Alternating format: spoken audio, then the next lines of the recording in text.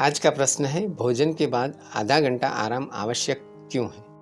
सरल सा उत्तर है कि शरीर में भोजन को पचाना अत्यंत जटिल प्रक्रिया है। उसमें शरीर को बहुत श्रम पड़ता है और उस प्रक्रिया में उसे पाचन तंत्र के आसपास रक्त के अत्यधिक प्रवाह की आवश्यकता होती है और यह सब मात्र विश्राम की स्थिति में ही संभव है। ऐसा हमारे पूर्वजों ने अपने अनुभव से लिख रखा है। हमारा भी अनुभव तो यही है, परंतु इसका कारण क्या है? इस प्रश्न का उत्तर आज हम देंगे। नमस्कार, स्वतंत्र चिकित्सालय रामपुर अलाट खेड़ा गुजरात से मैं डॉक्टर मुकेश पटेल आपका हार्दिक स्वागत करता हूं। हमारे चिकित्सालय में हम तथाकथित असाध्य शुगर, बीपी, हृदय रोग जैसे विविध रोगों की बिना कोई दवाई चिकित्सा करते हैं। मात्र निसर्ग के तत्वों के उपयोग से ही आपको यहाँ हमारे चिकित्सालय में हम स्वस्थ बनाते हैं। भोजन के पश्चात हर व्यक्ति को शिथिलता का अनुभव होता ही है। इसका कारण क्या है? शरीर हमें ऐसे संकेत क्यों देता है? इन सब प्रश्नों के उत्तर आज हम देंगे। आपने खाए हुए भोजन का शरीर में क्या होता है, यह जानेंगे तो आश्चर्य में पड़ जाएंगे। भोजन में से क्रमशः 7 धातुएं बनती हैं। धातु माने अंग्रेजी में जिसे मेटल कहते हैं, उसकी यह बात नहीं है। धातु माने जो शरीर को धारण करती है, वह धातु है। भोजन में से सर्वप्रथम रस बनता है, जो उसके सार भाग से बनता है और उसके कीट भाग से मल बनता है।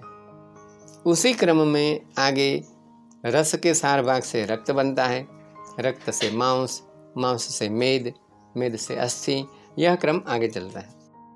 इन 7 धातुओं में से सर्वप्रथम रस धातु बनती है, जो खाए हुए भोजन से बनती है और उसकी प्रक्रिया अत्यंत जटिल है। उसमें कई सारे पाचक रसों का निर्माण शरीर को करना पड़ता है।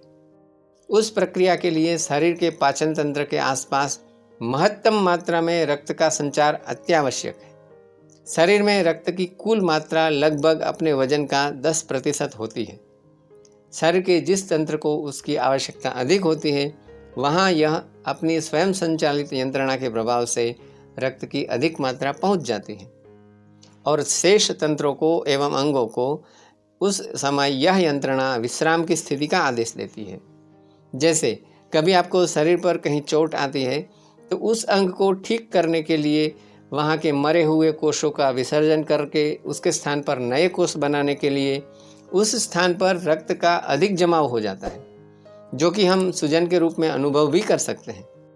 वही यंत्रणा हमें पीड़ा का भी अनुभव कराती है, जो शरीर की अन्य सभी क्रियाओं पर रोक लगाती है। यहाँ तक कि किसी भारी घाव के समय में तो भूख भी अत्यंत सीमित हो जाती है, जिससे शरीर का महत्तम रक्त उस आगंतुक चोट या घाव को शीघ्रता से ठीक कर सके।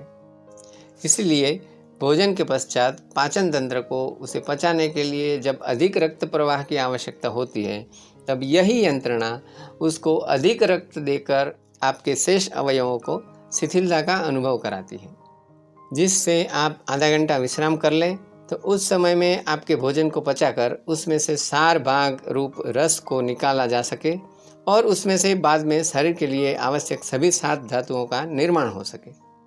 परंतु यदि आप भोजन के पश्चात शरीर द्वारा दिए जाने वाले इस विश्राम के संकेत की अवहेलना करते हैं, विश्राम न करके कुछ भी अन्य काम चालू रखते हैं, तो उन अन्य कामों को संपन्न करने के लिए उन अंगों को भी रक्त प्रवाह की आवश्यकता रहती है। तो पर्याप्त मात्रा में पाचन तंत्र को रक्त प्रवाह नहीं मिलने से पाचन प्रक्रिया में विघ्न आते हैं और भोजन का पाचन यदि संपूर्णतः नहीं हुआ, तो वह शरीर में विष के समान है।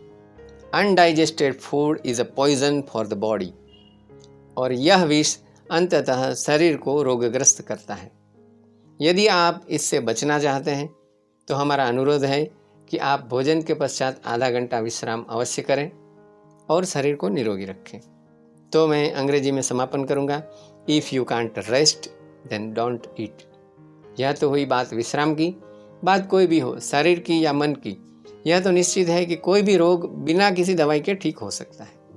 अतः हम अपनी चिकित्सा में किसी भी बाह्य दवाई का प्रयोग नहीं करते, केवल नैसर्गिक तत्वों के उपयोग से ही हम आपको स्वस्थ बनाते हैं। यदि आपको माहिती उपयोगी लगी तो वीडियो को लाइक करें, आपके सभी ग्रुप, मित्र, संबंधियों को शेयर करें। अगले वीडियो की जानकारी हेतु चैनल को सब्सक्राइब करके नोटिफिकेशन बेल पर क्लिक करें। आप सबके स्वास्थ्य की शुभकामना करते हुए सर्वे सन्तु निरामया। धन्यवाद।